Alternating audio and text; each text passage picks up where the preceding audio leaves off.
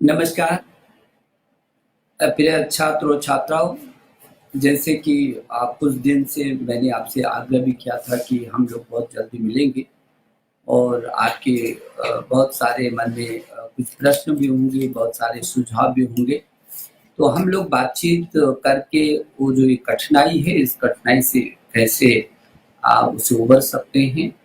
अ, तो आप के समय-समय पर चर्चा भी होती रही है, संदेश भी आपको मिलता रहा है और इससे पहले सभी लोगों से मैंने भी की थी पीछे के समय में।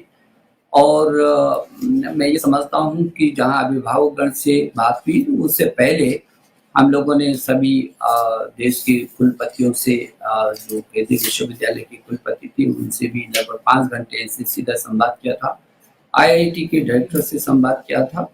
तो लगभग हम लगातार संवाद भी करते जा रहे हैं और मेरे मन में आया कि क्योंकि आप भी ऐसी कठिनाई से होकर के गुजर रहे हैं और आप क्या, हर व्यक्ति, देश और देश से पूरी दुनिया, आप सबको मालूम है कि पूरी दुनिया इस भय से गुजर रही है और किसी ने सोचा भी नहीं होगा कि पूरी दुनिया को कोरोना की इस सीमात की चपेट में आना पड़ेगा और दुनिया के बड़े से बड़े देश, छोटा सा छोटा देश इस समय बेहद नाजुक स्थिति से गुजर रहा है और हिंदुस्तान भी उससे छूटा नहीं है। लेकिन हमारा सौभाग्य है कि हमारे देश के प्रधानमंत्री जी ने समय रहते हुए ऐसे निर्णय लिए जिससे कि आज 130 करोड़ लोगों का ये देश, जो दुनिया का सबसे बड़ा लोकतांत्रिक देश है, ये देश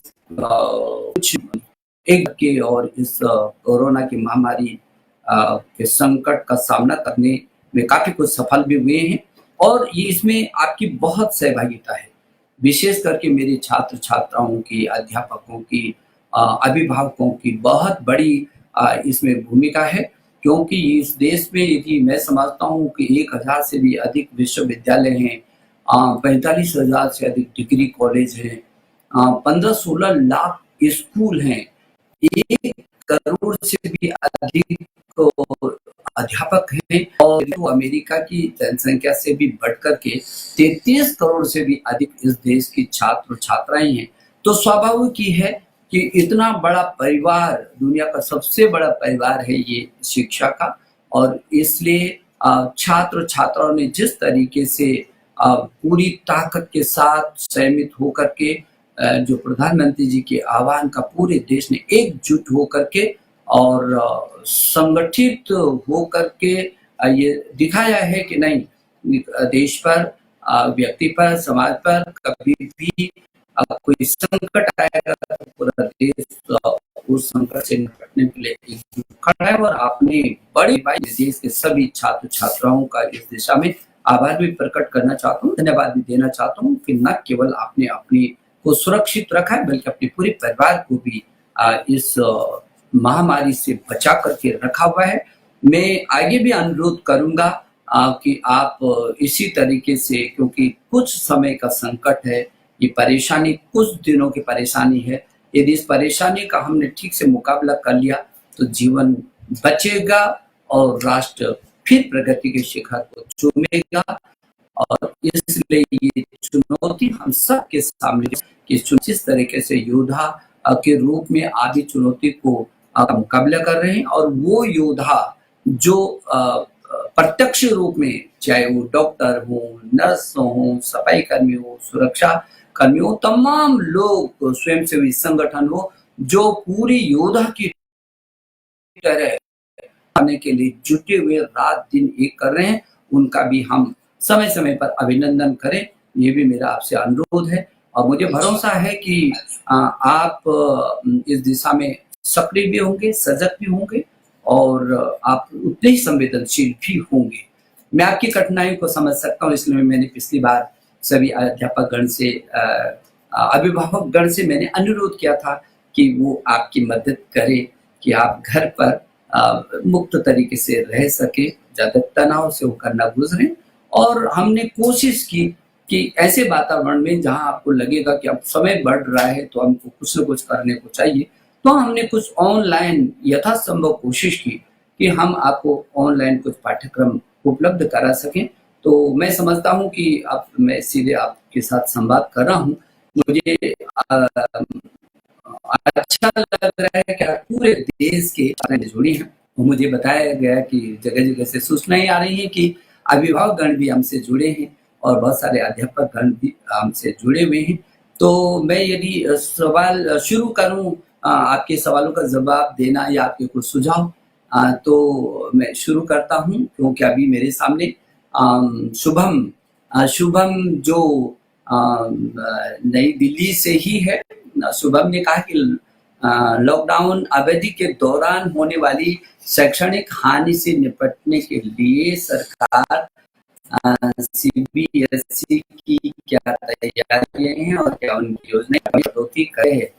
शुभम, जो आपको मालूम है कि सीबीएसई की ने जो निर्णय लिया था, वो सीबीएसई में ये निर्णय लिया गया था कि जो 1 से लेकर के और 8 तक इनको पदोन्नत कर दिया जाएगा और साथ में जो 9वीं है और 11वीं की कक्षा है, उसको आंतरिक मूल्यांकन के आधार पर उनको भी पदोन्नति दी जाएगी। दूसरी कक्षा में उनको उसके आधार पर,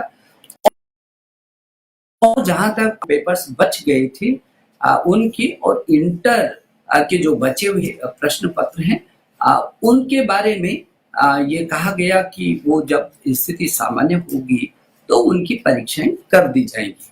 तो मैं ये समझता हूँ कि जो आपने कहा कि क्या तैयारी करनी चाहिए, किन परीक्षाओं की तैयारी करनी चाहिए और प्रवेश परीक्षा के लिए मुझे किस प्रकार तैयारी करनी चाहिए, क्योंकि आपने कहा कि मेरे को 9वीं में और 10वीं में और 11वीं में और 12वीं में आपके स्वाभाविक की है आपकी जिज्ञासा। तो मैं ये समझता हूँ कि सीबीएसई बोर्ड ने जो निर्णय लिया वो सब आपके सामने है और जहाँ ये जो परीक्षाओं की कॉपियां हैं उनको भी उनकी जांच का काम बहुत जल्दी शुरू हो रहा है और सीबीएसई उसकी पूरी तैयारी कर रही है।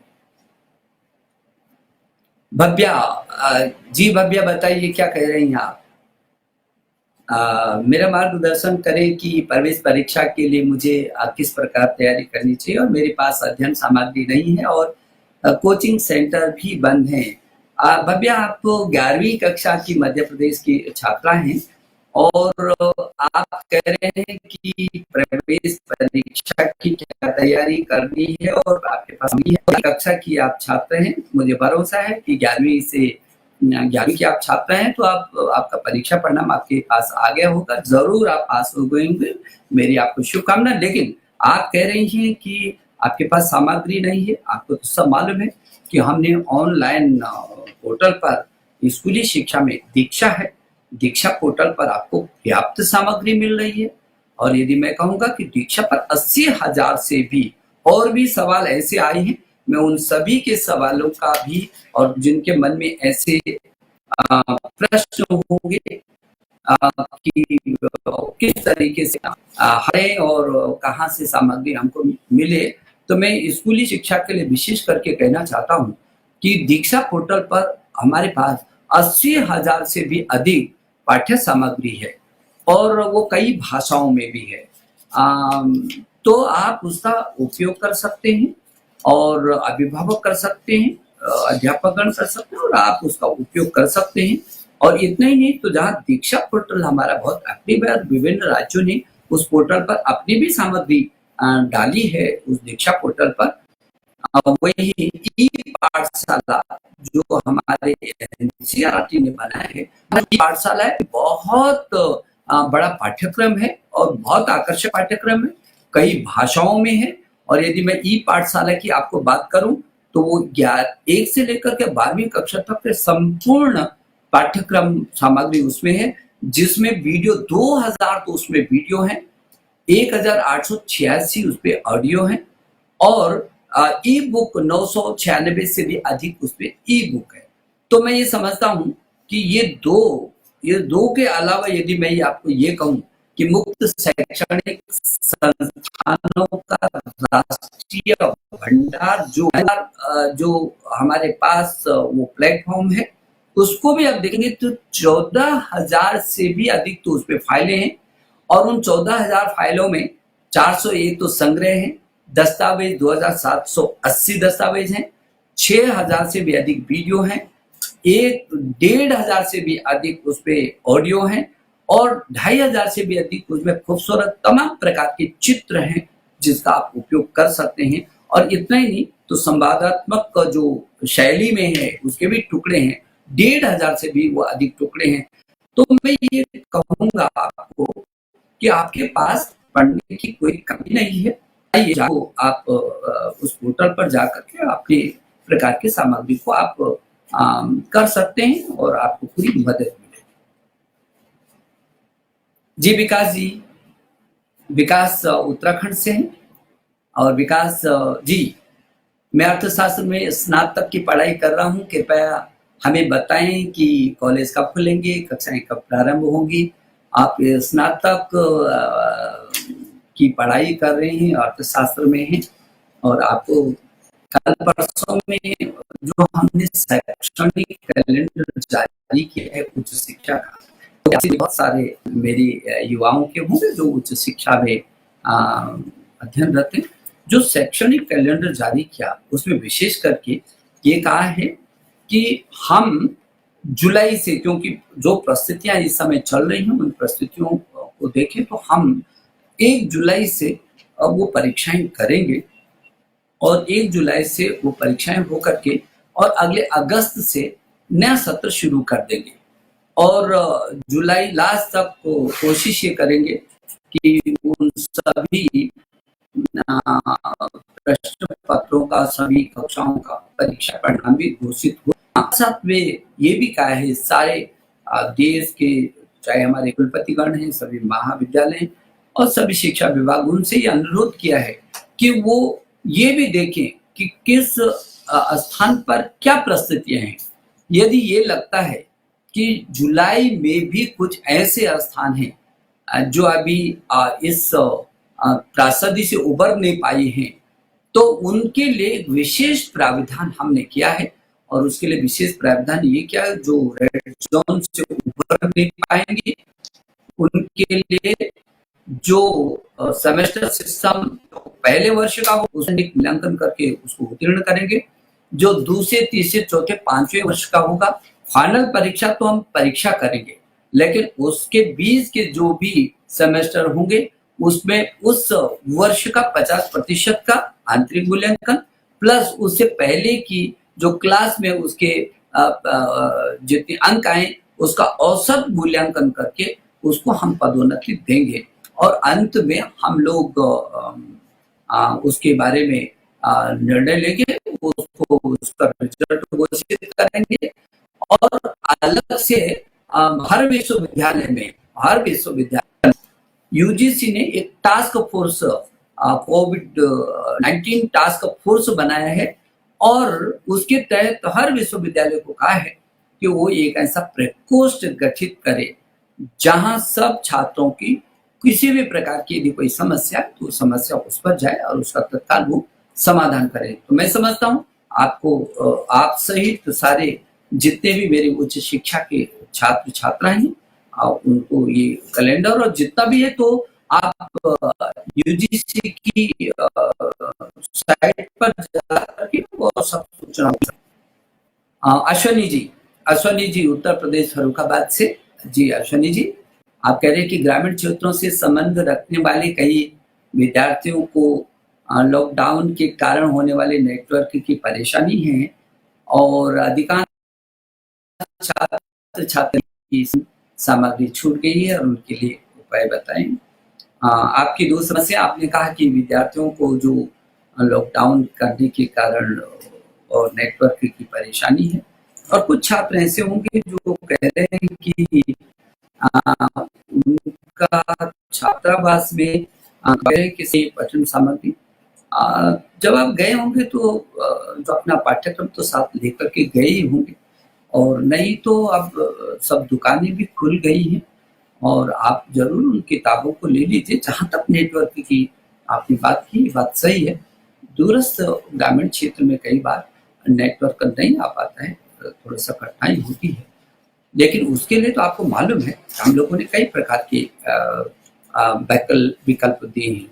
जिसकी मैं अभी बात कर रहा था, दीक्षा, और जो स्कूली शिक्षा के लिए दीक्षा, दीक्षा के साथ-साथ तो ई-पाठशाला अन्य चीज़ें हैं। वही हम लोगों ने कोशिश की कि स्वयं स्वयं प्रभा।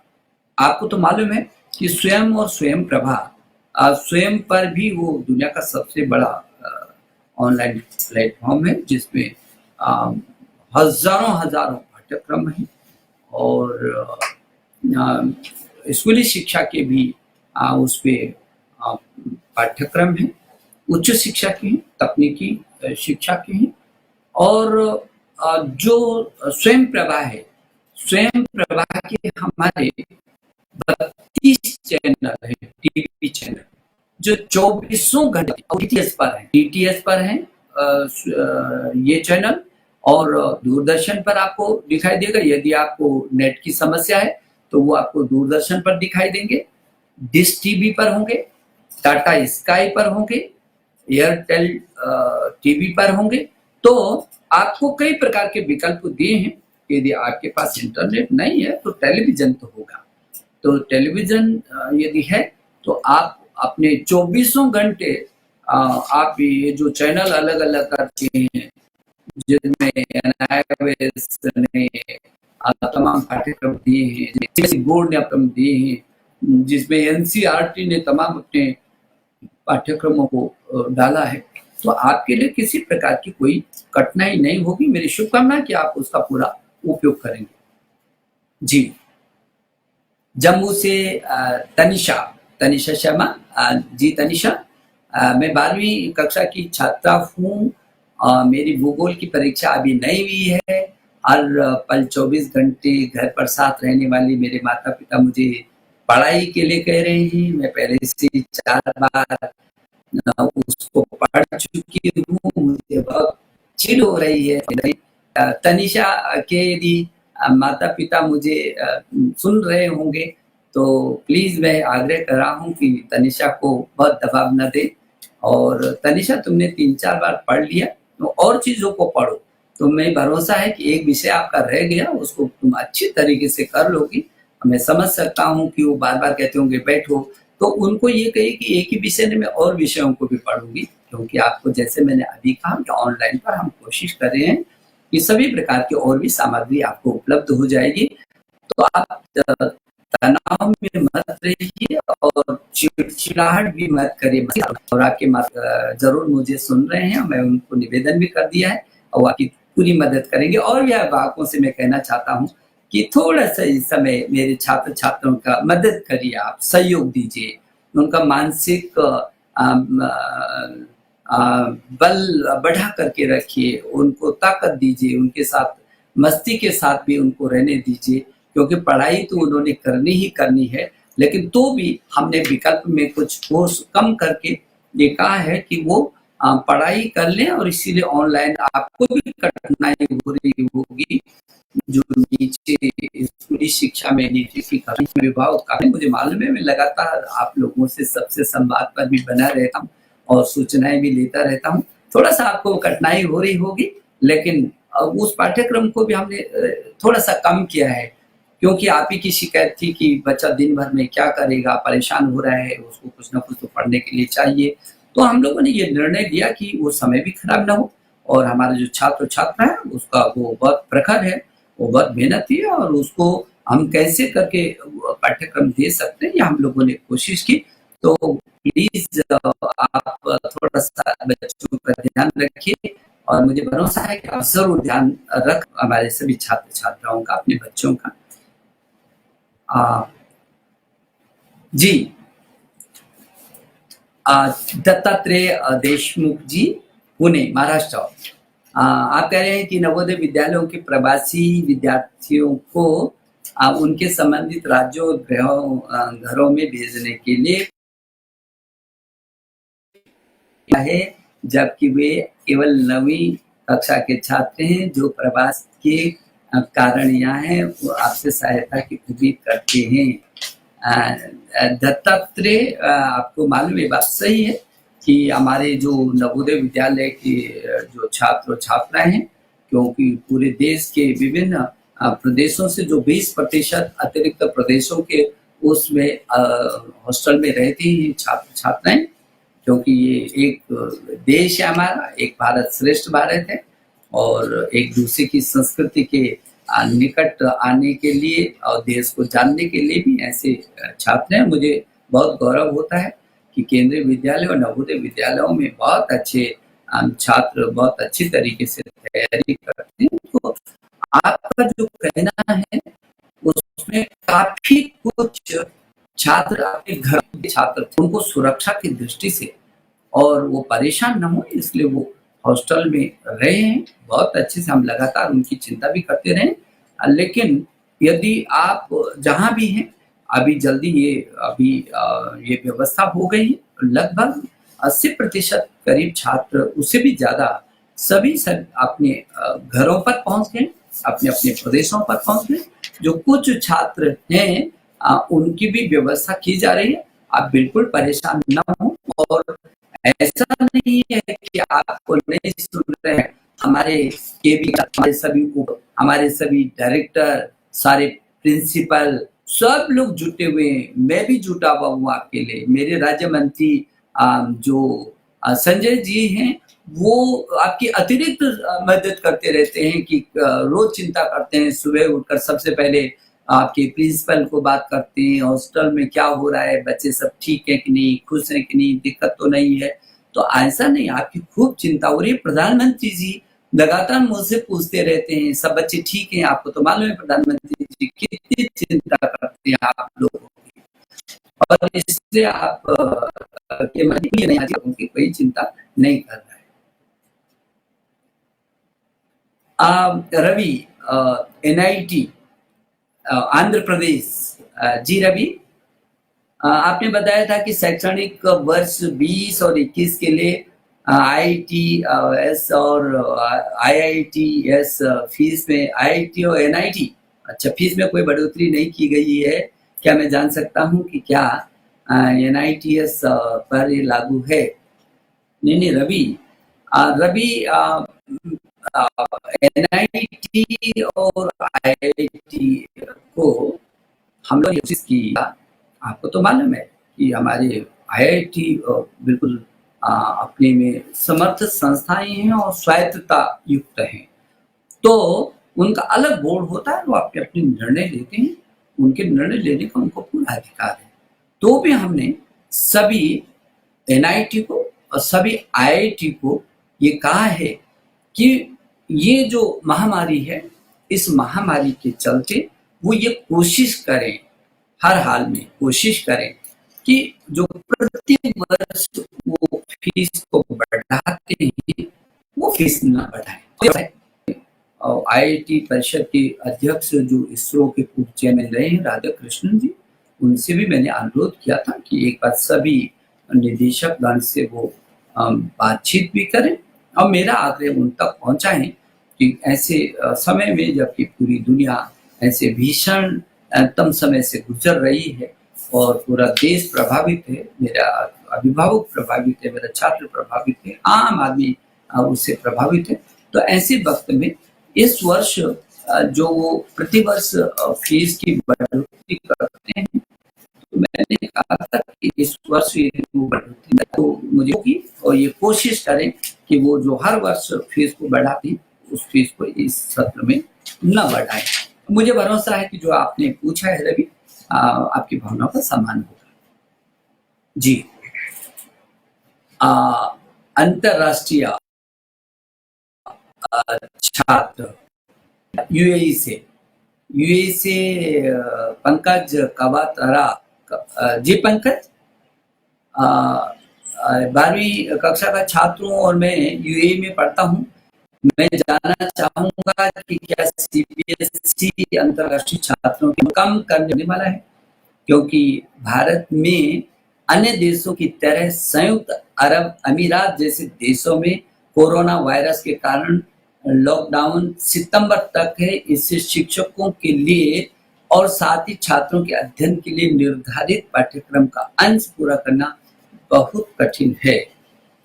यूएई से मैं आपका स्वागत कर रहा हूँ। मुझे इस बात को कहते हुए खुशी है कि हमारे सीबीएसई के पूरी दुनिया में लगभग 25 देशों के हजारों विद्यालय हैं 25 देशों में। और जैसे वो एक बहुत एक उत्सुकता का भी और एक गरिमा का बोर्ड है, और उसी बोर्ड से आप भी वहाँ पर यूएई में पढ़ रहे हैं। अभी आपने सुना होगा मुझे कि सीबीएसई ने जो निर्णय लिए हैं, सीबीएसई बोर्ड है हमारे, वो निर्णयों को आप अवगत हो गए। लेकिन हाँ, आपने कहा है कि सितंबर तक वहाँ पर लॉकडाउन हो गया है, और अब कैसे करके वो करेंगे। हम लोग एक कोशिश करेंगे एक बार सीबीएसई बोर्ड के साथ बैठ करके कि दुनिया में तमाम जो हमारे वो विद्यालय हैं सीबीएसई बोर्ड के, उनका और ले। लेकिन आपको तो मालूम है कि हम लगातार ये जो पाठ्यक्रम है हमारे अध्यापक रेगुलर पढ़ा रहे हैं, और जो भी पाठ्यक्रम रह गया है उसको पूरा कर रहे हैं। तो आप कोशिश करिए कि आप अपने आपके अध्यापक गण भी मुझको जरूर सुन रहे होंगे, और सीबीएसई बोर्ड के चेयरमैन भी सुन रहे होंगे, और मेरे सभी अधिकारी भी मेरे साथियों की जुड़े हैं, वो भी मेरे को यहाँ पर सुन रहे होंगे। तो मैं उनसे भी कहूंगा कि जो आपकी भावनाएं हैं उसका सम्मान वो करेंगे, और जल्दी से जल्दी इस बारे में जो मेरे विदेशों में सीबीएसई बोर्ड की उनके बारे में, उन अलग अलग देशों की अलग अलग स्थितियां हैं, उन अलग अलग देशों में अलग अलग स्थितियों में क्या निर्णय लिया जा सकता है, उस देश के राजदूत के साथ बात करके, वहाँ के शिक्षा मंत्री के साथ में स्वयं बात करके वो क्या हम कर सकते हैं। यूएई के शिक्षा मंत्री जी का अभी कुछ दिन पहले मुझे दूरभाष पर चर्चा हुई थी, और उन्होंने कहा था कि हमको कुछ मदद चाहिए, ऑनलाइन मदद चाहिए, जिसमें हमने उनको कहा कि स्वयं प्रभा है, तमाम प्लेटफॉर्म में आकर वो अपने देश के लिए, अपने छात्रों के लिए उसको उपयोग काफी उनसे बातचीत हुई। लेकिन जो आप कह रहे हैं केवल यूएई नहीं है, बल्कि और भी देश हैं, उनके साथ भी मिलकर के इसका समाधान करेंगे। मेरी शुभकामना, आप सुरक्षित रहें वहाँ पर। जी तनिषी यादव, तनिषी क्या कहना है? मुझे एनसीईआरटी की किताब नहीं मिल रही है, हमने गृह मंत्रालय से आग्रह। आपको एनसीईआरटी की किताब क्यों नहीं मिल रही है? किताबें तो सब जगह पहुंच गई हैं। और मैं एक बार आज ही चेक कर रहा था, क्योंकि गृह मंत्री जी से हमने अनुरोध किया था, और मैं उनका आभार प्रकट करना चाहता हूं कि गृह मंत्री जी ने तत्काल निर्णय लिया और कहा कि नहीं, मेरी छात्र छात्राओं को सबसे पहले पुस्तकें मिलनी चाहिए। और हम लोगों ने जो पुस्तकों की दुकानें थी उसके खोलने के माननीय गृह मंत्री अमित शाह जी ने बाकायदा निर्देश जारी किए गृह मंत्रालय से, और जितनी मेरे को जानकारी है कि सभी जगह ये किताबें उपलब्ध हो रही है, मिल रही है। लेकिन हाँ, सामाजिक दूरी ये बहुत अपनी सुरक्षा के लिए, अपने परिवार की सुरक्षा के लिए। और आप जाइए, यदि नहीं होगा तो आप बताइए कि आपको कहाँ पर नहीं मिल पा रही है, तो हम फिर उस जिले के जिला अधिकारी से बात करेंगे, उस प्रदेश के मुख्यमंत्री से भी बात करेंगे, और जब यदि कोई ऐसी समस्या आ रही होगी तो आप प्लीज बताइए। और मंत्रालय के भी आप साइट पर कर सकते हैं, मेरे ट्विटर पर भी आप सूचना कर सकते हैं। लेकिन मैं कहना चाहता हूं कि सीबीएसई बोर्ड की सभी पुस्तकें, एनसीईआरटी की जितनी पुस्तकें, उस सब हर प्रदेश तक पहुंच गई। सीबीएसई के डायरेक्टर से भी मेरी बातचीत हुई, और मुझे एनसीईआरटी के डायरेक्टर ने भी अवगत कराया कि उन्होंने सब पुस्तकें सब प्रदेशों तक पहुंचा दी। जी अतुल लखनऊ कक्षा 9 के छात्र में मुझे मार्च के अंतिम सप्ताह में क्रिकेट सीखने और स्टेशन से बाहर जाने के लिए स्पोर्ट्स क्लब में शामिल होने की योजना थी, लेकिन यहाँ मैं घर पर हूँ, उदास महसूस कर रहा हूँ। बिल्कुल आप उदास मत होइए। माता, भाई, चाचा, ताऊ, नाना, नानी, दादा, दादी, कितना बड़ा परिवार है। तो अड़ोस पड़ोस ये सबसे बात करते रहिए ना। और ये तो कैसा अवसर है, बहुत अच्छा अवसर है, इतना अच्छा अवसर है ये। आप पुरानी कहानियों को सुनिए, आप अपनी डायरी जरूर लिख रहे होंगे। मैं छात्रों से अनुरोध करूंगा कि ये 100 साल के बाद इतना बड़ा संकट आया है। 1918 में पहली बार हुआ था जब सारा विश्व ऐसे महामारी को उसने झेला था। और जहां तक मेरी जानकारी है कि लगभग उस समय 5 लोगों की हुई थी, और अकेले हिंदुस्तान में लगभग 2 करोड़ लोगों के मरने की सूचना मेरी जानकारी में ऐसा है। तो वो 100 साल के बाद इतनी बड़ी महामारी आई है।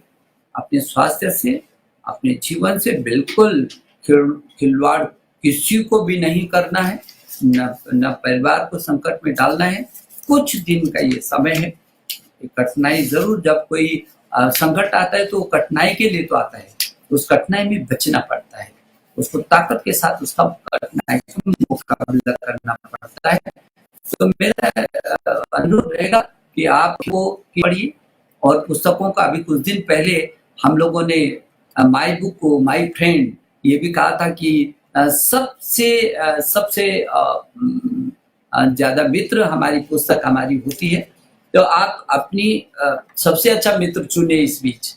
तो मुझे भरोसा है कि आपने भी अपना सच्चा मित्र चुना होगा, और उसको फोटो के साथ मेरे ट्विटर पर उसको करिए, ताकि मैं भी जानूं कि आपने कौन सा मित्र अपना बनाया है। पूरे देश के, वो चाहे नेता हूँ, अभिनेता हूँ, प्रशासनिक सेवा के हूँ, वैज्ञानिक हूँ, आपने मित्र को इस बीच चुना। मुझे खुशी है कि सब लोगों ने सबसे पहले अमिताभ बच्चन जी ने उस अपनी पुस्तक के साथ हमको टैग किया था और कहा था कि मैंने अपने मित्र को चुन लिया है, निशंक जी, और ये मित्र है मेरा। मुझे अच्छा लगा। और सारे लोगों ने, शिक्षाविद हों, छात्र हों, वैज्ञानिक हों, राजनीतिक क्षेत्र के लोग हों, सभी छात्र छात्राओं ने छोटे छोटे वीडियो तक भी मुझे भेजे हैं कि हमने ये पुस्तक है और इसको हमने अपना मित्र बनाया है, और इसमें हम अपने मित्र को हमेशा साथ रखेंगे। तो मुझे खुशी है कि उन्होंने इस अभियान में बहुत अच्छी तरीके से अपने को जोड़ा है, और अभी ये अभियान जारी है। आप और लोगों को भी कह सकते हैं, आप भी जो है इस बीच बहुत अच्छी सी किताब जरूर पढ़ेंगे, मुझे ऐसा भरोसा है। जी, जय मिश्रा, पुणे जी। मानव संसाधन विकास मंत्रालय कोविड महामारी के कारण उत्पन्न हुए शैक्षणिक अंतराल को पाटने की किस प्रकार योजना बना रहे हैं? संकट काल समाप्त होने पर आप शिक्षा का क्या भविष्य देखते हैं? आपने कहा कि इस महामारी के कारण उत्पन्न जो शैक्षणिक अंतराल है पाटने में मंत्रालय क्या कर रहा है। जय, आपको तो मालूम है, अभी मैंने कुछ समय पहले से ये कहा है और लगातार कहा है कि उसको पाटने के लिए हमने कई प्रकार से स्कूली शिक्षा में, तकनीकी शिक्षा में, उच्च शिक्षा में और विभिन्न प्रकार की शिक्षा में कौन कौन क्या क्या कर सकता है, इस भी एक तो हमने उसमें प्रतिस्पर्धा करवाई है। पाठ्यक्रम के लिए जो जैसे उच्च शिक्षा में काफी कुछ पाठ्यक्रम हो गया था, लेकिन जो बचा हुआ था वो आप इंजीनियरिंग स्नातक है ना, तो आप है हम उसके लिए भी अलग से गाइडलाइन जारी की और एक हेल्पलाइन अलग से इंजीनियरिंग के छात्रों के लिए बनाई है।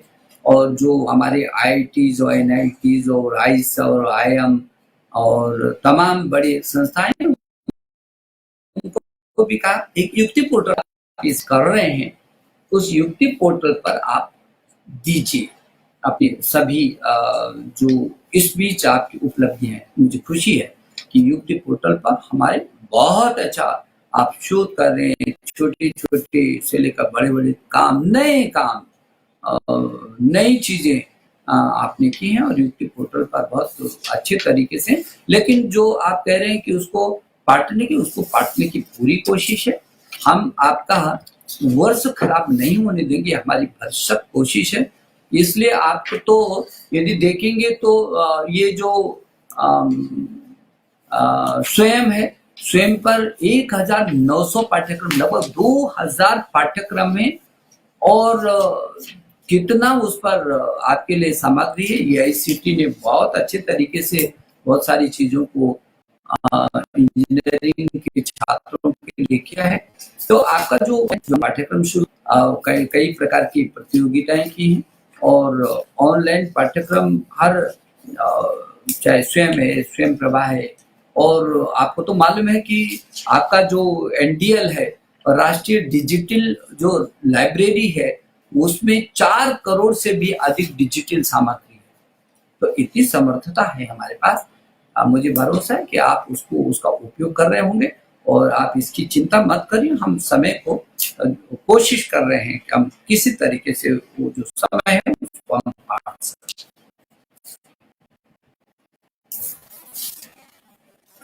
जी, उत्कर्ष से बोल रहे हैं कि मैं 12वीं कक्षा का छात्र हूँ और मैं 83 विषयों में से 29 विषयों की सूची चाहता हूँ जो बोर्ड परीक्षा में आएंगे।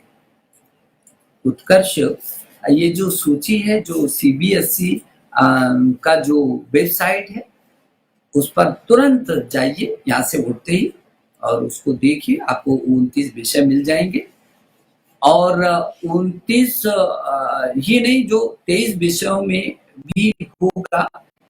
और सीबीएसई परीक्षा में आपको तो मालूम है कि हमसे तो 83 पेपर रह गए हैं, 83, लेकिन ये सब वैकल्पिक हैं। केवल 29 जो मूल विषयों के हैं, वो मूल कौन कौन से विषय हैं उनको आप उस साइट से देख लीजिए और उन्हीं की आप तैयारी करिए। शेष का जो शेष प्रश्न पत्र हैं जो वैकल्पिक हैं, उनको हम आंतरिक मूल्यांकन के आधार पर जैसे और कक्षाओं के साथ में वैसे उसके साथ से उन विषयों के साथ होगा। जी,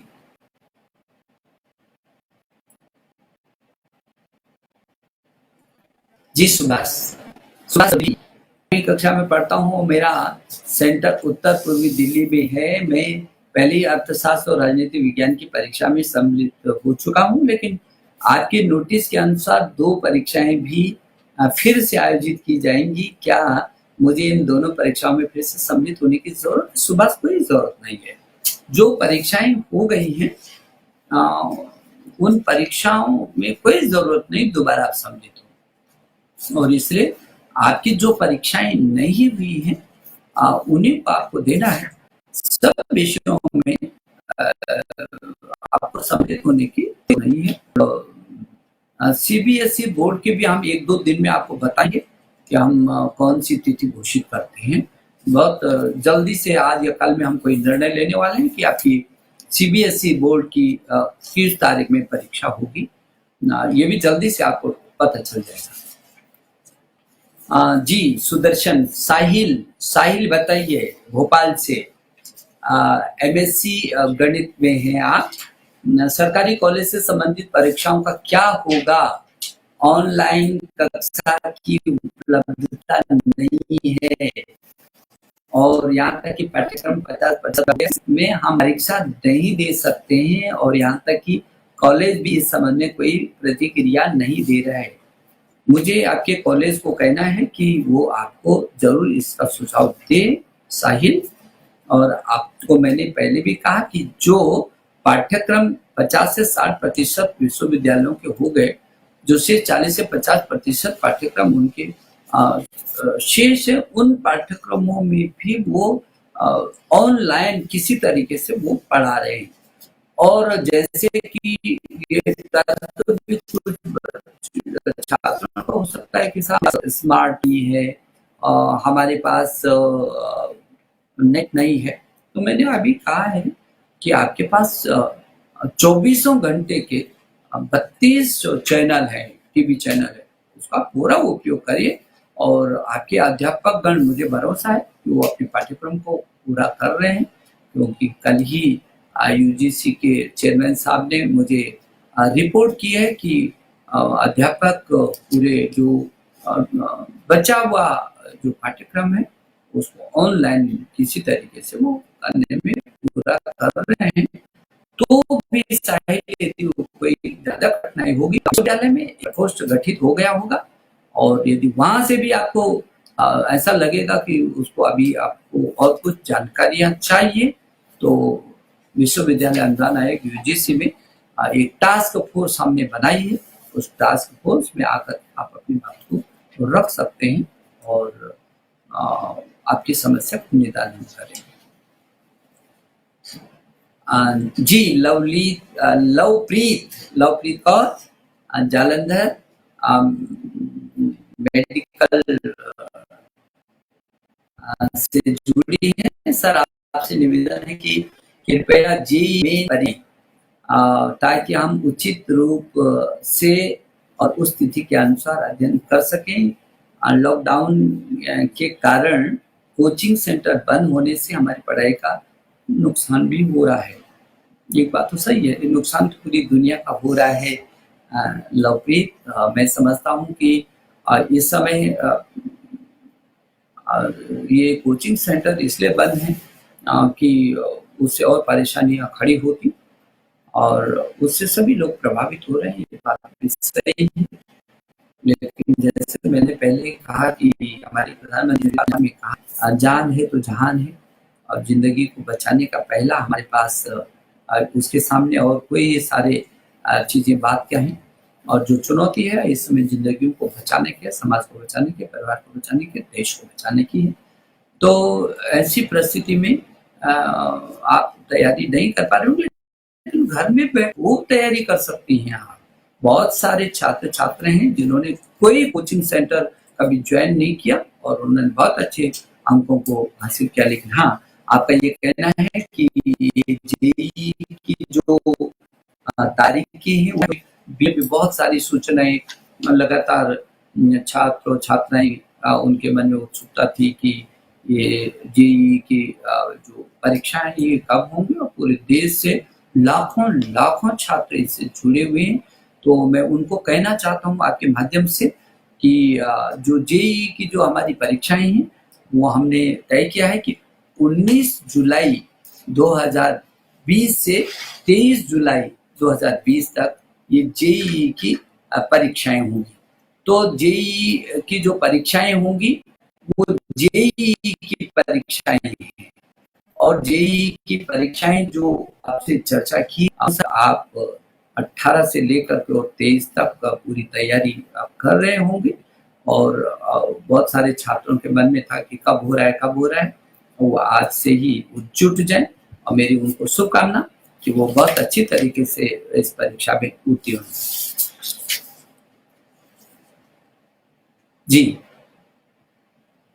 जी राहुल जी, जेईई महत्वाकांक्षी चंडीगढ़। सर मैं अपने भविष्य के बारे में बहुत चिंतित हूँ और आपसे अनुरोध करता हूँ कि जेईई एडवांस की तारीखें साझा है।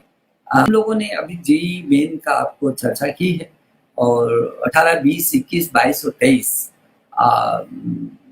जेईई एडवांस अगस्त में होगा, और उसकी तिथि भी हम आपको अवगत कराएंगे। मेरी शुभकामना है कि आप खूब अच्छी तैयारी करें और आप चिंतित मत होइए।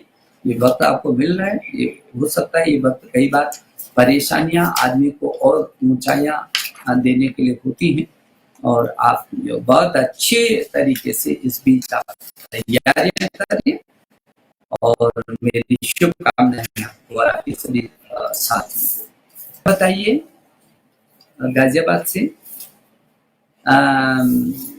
सर कृपया आप हमें एनटीए एलजीसी डेट परीक्षा की अपेक्षित तिथि बता दीजिए, ताकि तदनुसार हम परीक्षा का आकांक्षा आपको मालूम है का केंद्र भर सकेंगे। आप जो यूजीसी ने जो परीक्षाओं को किया है, और जो अभी फिलहाल जो हमारे सामने नीट का है इसका हमने वो किया है, और जो और परीक्षाएं की भी एक आध दिन में उनको उन परीक्षाओं की भी हम लोग घोषणा करेंगे।